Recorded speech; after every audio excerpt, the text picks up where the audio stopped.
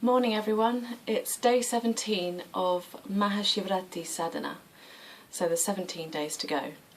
And I'm now in the UK. This is Bath, my husband's family's house, and I just thought I'd kind of tell you how it's going. So firstly, I still haven't got round to finding in England my powder, which is the chickpea powder. So what I've been doing the last few days is everyone seems to have oats in their cupboard, so I get some oats and I pour in some water and I mix it up. This is for my showering in the morning to kind of rub on my skin. And the first time I did it I put hot water in first and I basically made a kind of porridge. So that was really slimy on my skin, and the next day when I had my porridge, my oat mix, I decided not to make porridge and put in cold water, and then I had that slightly more kind of grainy effect for a little bit more of exfoliation, darling. But I'm going to try a different shop today in Bath and hopefully they'll have it. It's a bit more alternative, and yeah, that should be good because it's still not as good. Oats aren't as good. But I did manage to find my black. Now this isn't cut to length yet, this is way more than 12 inches, but this actually is a binding, and I found 100% cotton, because if you have polyester, when you come to burning it, it's going to be like a big blob of melted plastic, so it's really important that you find cotton or something natural. So I'm going to get Robin to help me tie that on and make it the right tightness today. So I'm a bit late with that, but yeah, I'm doing what I can with my resources around me. The other thing that's different is the second chant that starts with the Om. I'm able to do that without looking now and without stuttering, and I'm getting in more of a flow, and that feels really, really nice. And I've noticed actually that especially with the yogi first chant, the 12 rounds, I'm so into it now that it kind of, I come to just a very gentle rock like this while I'm sitting cross-legged, and it just feels really nice, and this kind of rhythm that forms, and it's just so calming and so makes you kind of vital and vibrant at the same time. You get all kind of tingly and yummy. So that's kind of developed over the last few days. More than when I was just doing it the first time round or second time round. But I was thinking as well that, you know, if throughout the year, if I hadn't been doing my yoga practices in the morning and keeping that regular, then when I would actually be doing my Mahashivratri Sadhana, I probably wouldn't be getting the same feelings and effects and sensations within my body. I think because I'm already quite kind of free-flowing on the inside, it just kind of intensifies it, I feel. This is all just my experience, it's not what Satguru says should be happening or anything like that, it's just what I'm feeling and what I'm going through. But yesterday was Ekadashi, so I fasted right up until about 5:30, and my body clock, for me, my body clock was 6:30, so yeah, I was pretty hungry by the end of the day, and I was quite quiet as well.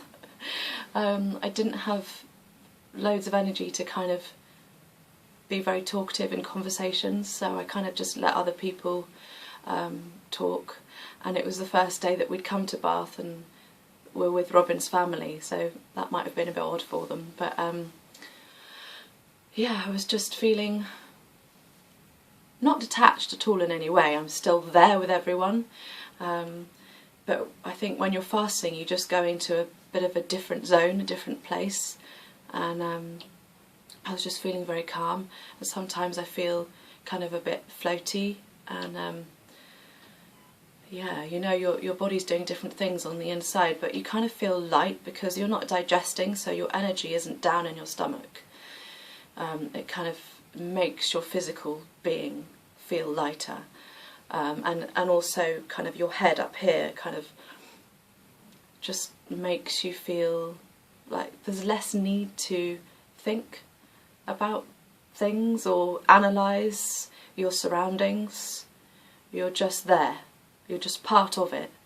You're in your present moment without analysis, which is very calming and relaxing, and it's a great thing to do twice a month. So today I won't eat till 12, and I'm trying to keep more raw and always vegan as usual for me, because that's normal for me. But yeah, I find it harder because people are cooking for me as I'm on holiday here to be raw, but I think I'll actually make a bit more of an effort to maybe have a meal that's separate to everyone else's, which is, I know, a bit weird and annoying and disconnected and disjointed from others, but because I'm going through this sadhana, I really want to feel my best and get the most out of it in these 21 days. So I'm going to have probably lots of chopped apple, lots of bananas, some pears. I'll have to make them ripen because they're so hard. I had a feel of them in Waitrose and I was like, oh, just rocks. The food is very different here in England than in France. Well, the way we buy things in France anyway is different. And probably some kiwis because they're still in season, they're ripening still. Yeah, so I'll see what I can find. I'm also going to get some spirulina from the health food shop in town because I want to boost my iron levels, and spirulina is amazing for naturally taking in iron. But yeah, I suppose another comment on the Mahashivratri is that for one thing, another physical thing, I don't know if you can see, but my eyes, they're still very sleepy, but the actual whites of my eyes are getting whiter, and I think that's probably the extra breathing, the extra chanting. I'm just getting clearer in my eyes here. And the actual process itself, I'm feeling much more still, much more calm. These words don't really express at all how it feels in reality, but I can just sit there and I'm kind of rooted and grounded, and I don't need to move.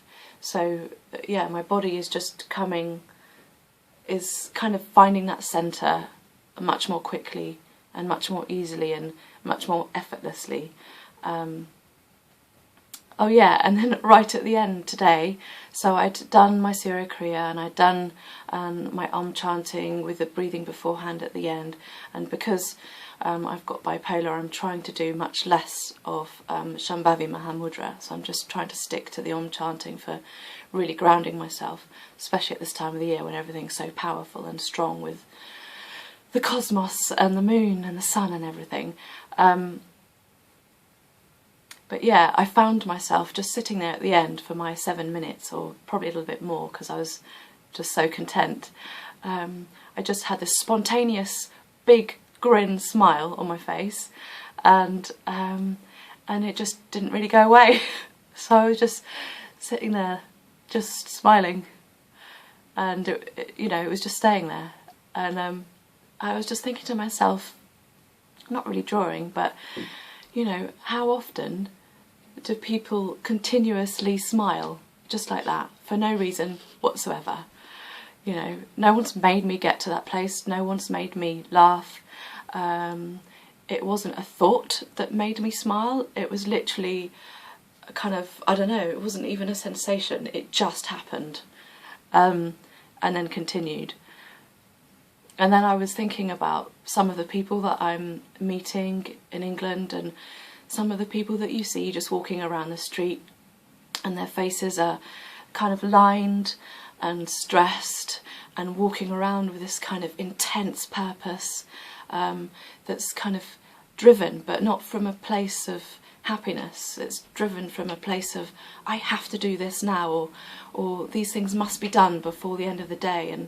But it's kind of you can tell it's stressful.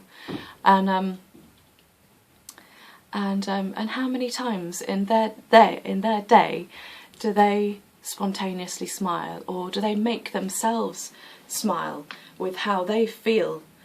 or you know, just that joy and that happiness. How often is it there in their life? And for me, that's mostly what yoga is about, is just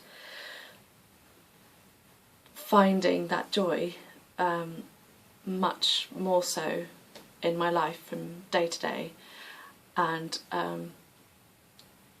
if someone does express themselves in a way that makes me want to smile, in the past it might have been much harder for me to get to that joyful feeling and that joyful place, but now it's just so easy. It just kind of comes on, you know, without thinking about it. It just happens, you know, you feel it straight away. It's not something that you have to build up, and you know, it used to be like a big heavy cog that kind of turns and like, okay, maybe I'll just about get to that place of happiness, or maybe someone will really make me get to that place. But yeah, even just looking at this dappled sky with some sunshine today and these bare winter trees actually starting to bud and feeling a little bit more spring-like. I think what's the date today? It's the beginning of February. I'm lost because I'm in holiday mode. But yeah, just noticing the beauty, noticing nature, noticing humans and how they live, and just being there with them in the present moment and just loving it. So yeah, that's day 17 of Mahashivratri Sadhana and how I'm feeling. And oh, I didn't tell you about the 21 day, the 21 cycles of what's it called? Let's check in my little book. Quick. The Shiva Namaskar. The pulling back the bow and coming up. I'm feeling that my stomach muscles at the front here are much stronger, and I'm feeling kind of more compact, and what's the word? I'm just feeling stronger, and I'm able to do it faster. So at the beginning I was doing much more slowly, and I was finding that it was quite an intense movement, but now that I've done it a couple of mornings, I'm just able to do it faster with more momentum and more strength in me. So yeah, I think that'll continue to build and continue to feel kind of more free and flowing and lovely. So anyway, I think that's enough from Sleepy Joe. The world is waking up, and I think it's nearly time to go out. So I hope you enjoyed that, and thank you so much to some of my loyal subscribers who have said they really enjoy watching me, and they find that I'm really calming to watch. So I think that's brilliant. It's a good reason why I should continue, and why maybe you could subscribe too to my channel. Okay, bye bye.